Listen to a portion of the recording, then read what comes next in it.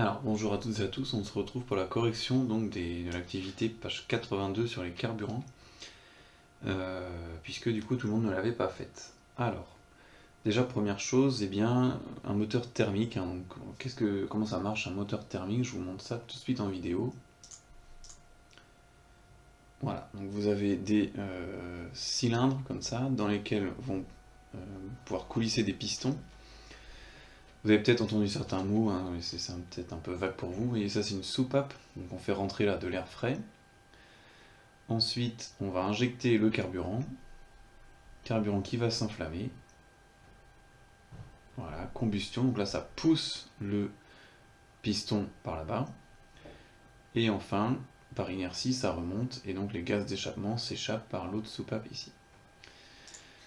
On met ensuite, je remets juste le visuel là, on met 4 cylindres parce que sinon, en fait, si vous avez qu'un cylindre, il n'y a que le moment où le carburant brûle, où ça pousse sur les roues.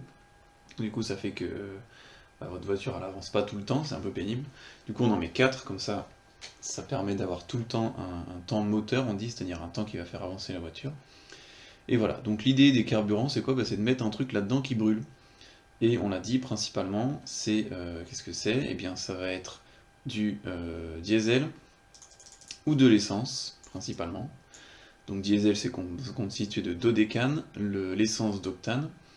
Plus marginalement, on a du méthane, donc c'est le GPL, du gaz de pétrole liquéfié, ou aussi eh bien, certains biocarburants ici dans ce document-là, notamment l'éthanol sous l'appellation E85 en France, donc qui est de l'alcool en fait, qu'on appelle communément de l'alcool.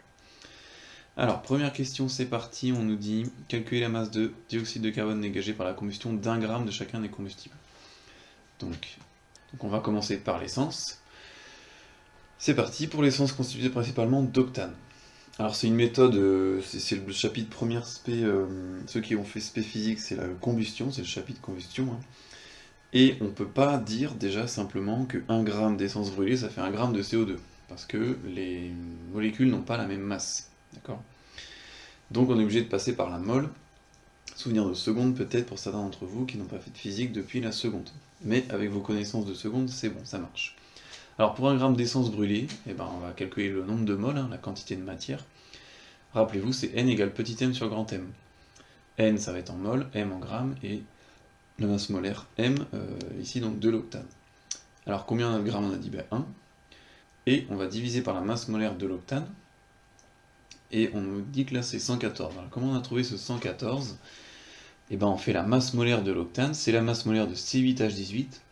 Là vous auriez des données, donc la masse molaire du carbone c'est 12 grammes par mol, de l'oxygène c'est 16 et de l'hydrogène c'est 1, ça c'est donné, vous n'avez pas à le savoir. Et comment on fait pour calculer la masse molaire? Vous voyez, il y a C8, ça veut dire qu'il y a 8 carbones. Donc on fait 8 fois C. 8 fois la masse molaire de C, ça veut dire donc 8 fois 12. Plus ensuite, 18 fois la masse molaire de l'hydrogène, donc 18 fois 1.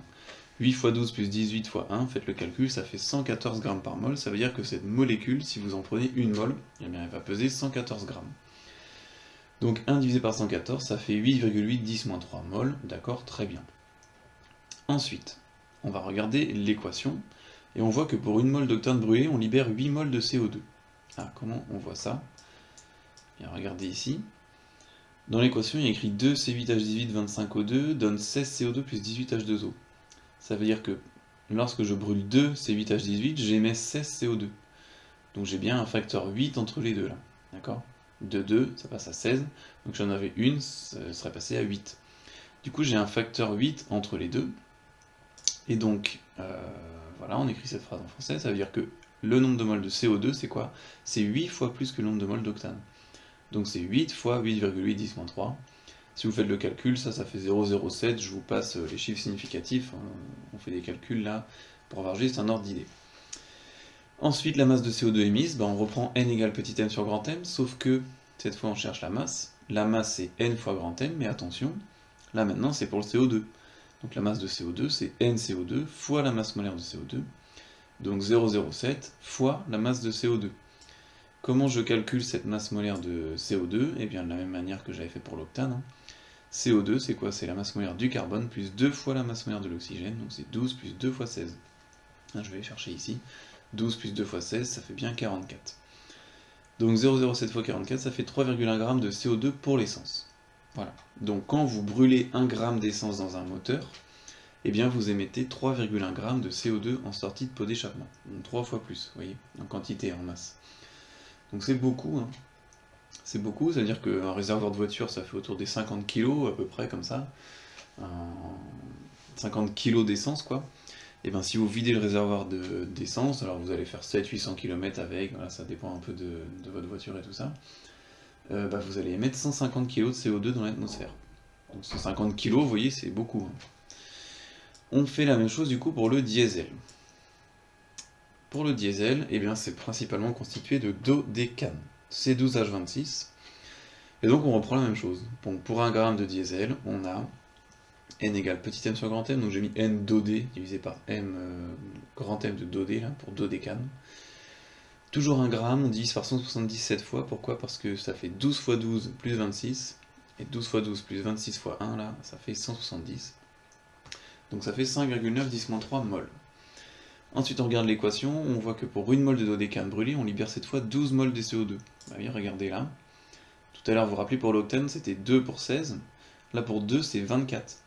Donc du coup, il y a un facteur 12 entre les deux, on en émet 12 fois plus. Alors pourquoi? On peut se dire pourquoi.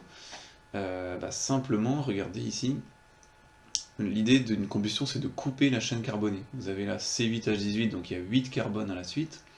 Vous le coupez et ça vous fait qu'un seul carbone à la fin. C'est justement en coupant cette liaison-là que vous allez libérer de l'énergie. Donc, vu que là, il y a plus de carbone, vous libérez plus d'énergie. D'accord? Et donc, c'est pour ça que ça fait là 24 CO2, ça va émettre plus de CO2 pour la même quantité de brûlé. Et donc, 1 mol de dodécane brûlé, on libère 12 mol, donc ça fait NCO2 égale 12 fois N-dodé, donc 12 fois 5,9 10-3, ça fait 0,07 mol. Et en fait, on retombe sur le même résultat ici, là, que tout à l'heure. Donc finalement, le calcul d'après est le même, la masse de CO2, c'est N de CO2 fois la masse molaire de CO2, soit 0,07 fois 44, ça fait 3,1 g de CO2 pour le diesel aussi. Donc quand on brûle 1 g de diesel, on libère aussi 3,1 g de CO2. Bon du coup on se dit, niveau CO2, niveau impact sur le réchauffement climatique, essence et diesel, même combat, ça émet la même chose. Alors on finit avec le GPL, ou autrement appelé le méthane, donc c'est un gaz, hein, et GPL on peut en acheter, hein, donc il faut un véhicule spécial par contre, véhicule GPL, gaz de pétrole liquéfié. Donc c'est parti, même calcul, pour 1 g de méthane brûlé, on a NCH4 égale M sur petit m sur grand M, donc c'est 1 sur 16 cette fois, pourquoi? Puisque CH4 on fait 12 plus 4 fois 1, ça fait donc 16 g par mol, 1 sur 16 ça fait 0,0825 mol. On regarde l'équation, on voit que pour 1 mol de méthane de CH4 brûlé, on libère 1 mol de CO2. Alors l'équation, regardez, là j'ai 1 CH4, devant là j'ai 1 CO2. Donc pour 1 CH4, j'ai 1 CO2 libéré. Du coup, il n'y a pas de coefficient là cette fois, hein. Je reviens ici. Donc du coup j'ai NCO2 qui vaut 1 fois NCH4, c'est-à-dire 0,0625 mol, la même chose que là.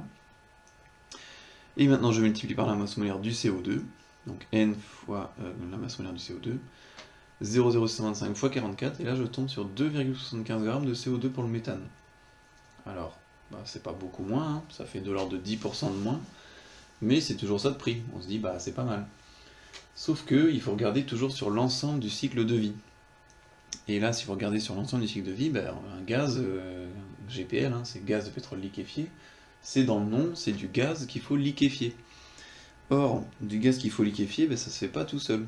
Comment on fait pour le liquéfier? On va le comprimer très très fort, hein, avec des pompes, et au bout d'un moment, il va tellement être comprimé qu'il va être liquide. Donc c'est comme ça d'ailleurs qu'on transporte le gaz d'un pays à l'autre, dans des bateaux ou via des pipelines, mais en tous les cas sous forme liquide.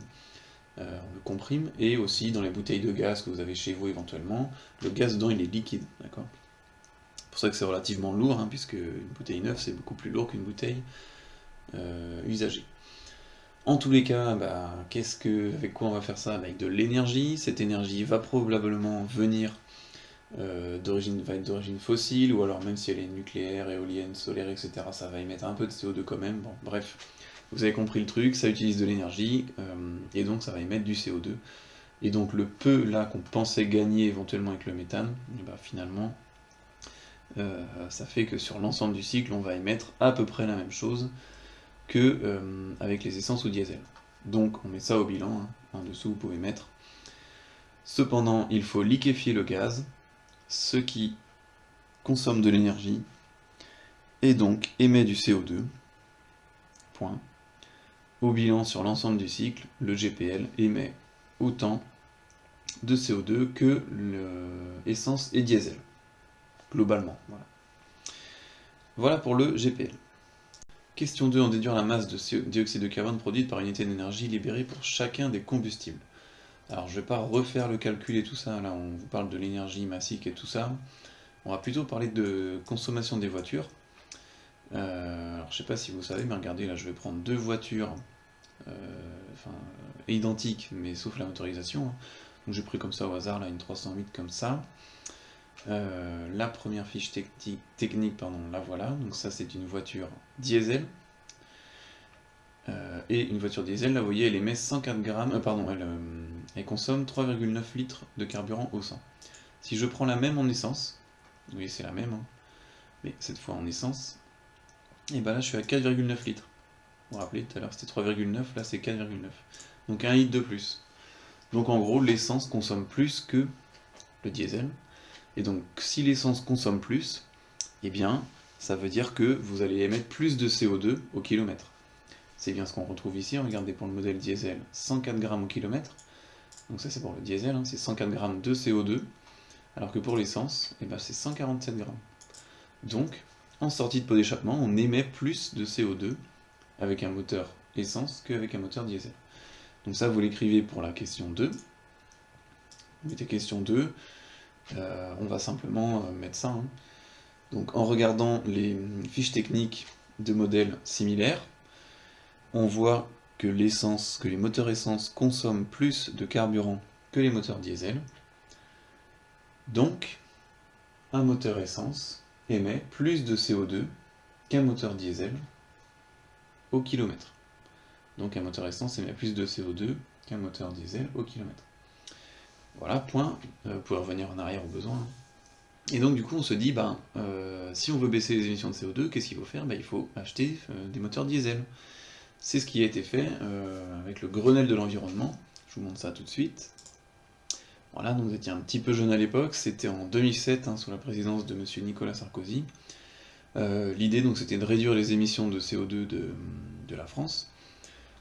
On peut aller voir sur la partie transport, et on va nous dire que l'objectif là c'était de baisser de 20% les émissions. Pour ça, on a du coup fait un bonus écologique, vous voyez là j'ai tapé diesel, Grenelle de l'environnement. Les véhicules diesel se retrouvent estampillés écolo entre guillemets, mais en tous les cas il y a eu un bonus écologique qui prenait en compte que les émissions de CO2, donc ça c'était favorable au diesel, puisqu'on vient de le dire, elles sont plus faibles que les voitures essence. Donc du coup, fin des années 2000, début 2010, on a fait énormément de diesel pour cette raison-là. Et si vous regardez le marché de l'occasion des voitures, vous verrez qu'il y a énormément de voitures diesel, même pour les petites citadines, etc. Voilà. Sauf que un moteur diesel est en général plus complexe qu'un moteur essence, même si ces différences tendent un petit peu à s'estomper. Il y a, ça vous parle pas trop, vous avez des turbos, des vannes EGR, des FAP, des choses comme ça, plus sur les moteurs diesel que sur les moteurs essence, et donc ça réduit un petit peu l'écart entre diesel et essence. Alors après ça dépend des gammes et tout ça, c'est un peu compliqué, mais si vous voulez, si vous prenez l'ensemble du cycle de vie, c'est-à-dire du puits à la roue, vu qu'il y a des étapes, il y a un peu plus des étapes pour le diesel que pour l'essence, et bien cet écart tend à se réduire. Donc il y a peut-être un léger avantage au diesel concernant le CO2, mais qui est vraiment faible peut-être sur l'ensemble du cycle de vie. Donc ça voilà, vous pouvez le noter. Diesel et essence, globalement, émettent la même quantité de CO2 sur l'ensemble du cycle de vie de la voiture. Entre parenthèses, vous pouvez mettre moteur diesel plus complexe, etc. Voilà, donc ça je parle pour la décennie passée, maintenant ça tend un petit peu à se réduire. N'empêche que, voilà, l'écart n'est pas énorme en tous les cas, et ce qu'il faut comprendre c'est que ça émet beaucoup de CO2, que ce soit essence comme diesel. Alors maintenant expliquer pourquoi il est intéressant d'incorporer des biocarburants au carburant fossile. Eh bien, si vous allez voir là-dedans, dans ce document, on vous dit qu'avec de la betterave, de la canne à sucre et tout, on va faire des carburants. Donc c'est l'éthanol, c'est le E85 qu'on trouve notamment en France. Donc en France, c'est fait à partir des betteraves. Dans le nord de la France, hein, on fait du sucre avec de la betterave sucrière, ça fermente et ça nous fait de l'éthanol, donc de l'alcool, qu'on met ensuite dans la voiture. On peut mettre ça dans une voiture essence sans trop de modifications, d'accord? Alors, pas sans modification, hein, attention, ne le faites pas. Et on peut aussi faire ça avec de la canne à sucre, c'est par exemple le cas au Brésil où ils font beaucoup d'éthanol avec de la canne à sucre. Quel est l'intérêt? Puisqu'en fait, en sortie de pot d'échappement, ça émet la même quantité de CO2. Ça reste une combustion, on pourrait calculer, mais globalement, ça va émettre la même quantité de CO2. Donc ça déjà, on peut l'écrire. Hein. Vous mettez ici question 3. En sortie de pot d'échappement, les biocarburants émettent à peu près autant de CO2 que essence et diesel. En sortie de pot d'échappement, les biocarburants émettent à peu près autant de CO2 que essence et diesel. Cependant, alors je vous dicte et puis je vous explique après. Lors de la croissance des plantes, ces plantes ont absorbé du CO2 dans l'atmosphère, CO2 qui est donc réémis lors de la combustion. Alors un petit schéma pour mieux comprendre. Voilà, et puis je vous mettrai aussi une explication de... C'était C'est pas sorcier qui avait fait cette même explication, qui sera peut-être un peu plus parlante que la mienne, je vous la mets en lien en description. Donc les énergies, vous voyez ça représente le CO2 là, donc la Terre, autour vous avez du CO2. Les énergies fossiles elles sont sous terre, pétrole, gaz, charbon, et quand vous les brûlez, vous rajoutez du CO2 dans l'atmosphère. D'accord? Donc c'est ça le problème, hein. On rajoute du CO2 et donc il y a trop de CO2, donc ça augmente l'effet de serre, etc.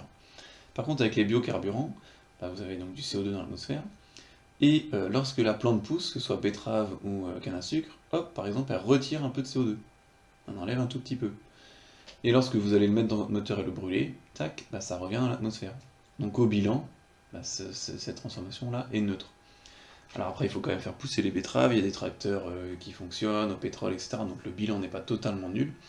Mais sur l'ensemble du cycle de vie, de ce que j'ai pu lire, vous avez à peu près des émissions de CO2 qui sont réduites de 50%. Donc là, ça commence à être intéressant. Et c'est pour ça que vous mettez, pour répondre à cette question 3, ici. Donc on a mis en sortie de pot d'échappement, ça émet la même chose. Mais du coup, au bilan, vous pouvez mettre en point, hein, au bilan, les biocarburants émettent environ 50% de CO2 en moins par rapport à l'essence et au diesel. Donc voilà, ça c'est intéressant. Ensuite vous allez me dire, mais pourquoi on ne met pas ça partout? Et bien si on mettait ça partout en France, si on voulait vraiment mettre que de l'éthanol par exemple en France, il faudrait mettre au moins la moitié de la surface agricole en betterave. Donc ne plus mettre de blé à la place, ne plus mettre de maïs, etc. Donc tout ce qu'on mange. Donc du coup ça rentre en compétition avec des cultures vivrières, et ça pose problème, du coup vous avez une augmentation des prix, du blé, etc. Donc bon, c'est pas souhaitable. On peut simplement le préciser, hein. Donc ça émet 50% de CO2 en moins, point. Cependant, si on généralisait les biocarburants à l'ensemble du parc en France, il faudrait la moitié de la surface agricole utile. Il faudrait utiliser la moitié de la surface agricole utile, ce qui rentrerait en compétition avec les cultures vivrières. Voilà pour cette activité. Ce qu'il fallait retenir, c'est que les moteurs thermiques émettent du CO2, essence et diesel à peu près autant, et les biocarburants, eux, en émettent un peu moins, d'accord? Donc 50% de moins, c'est quand même pas mal.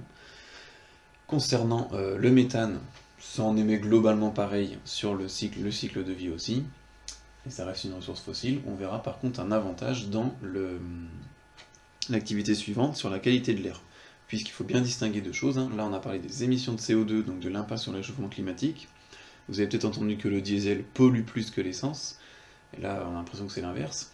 Et on verra dans l'activité suivante sur la qualité de l'air, justement pourquoi maintenant on arrête de faire du diesel quasiment partout dans le monde.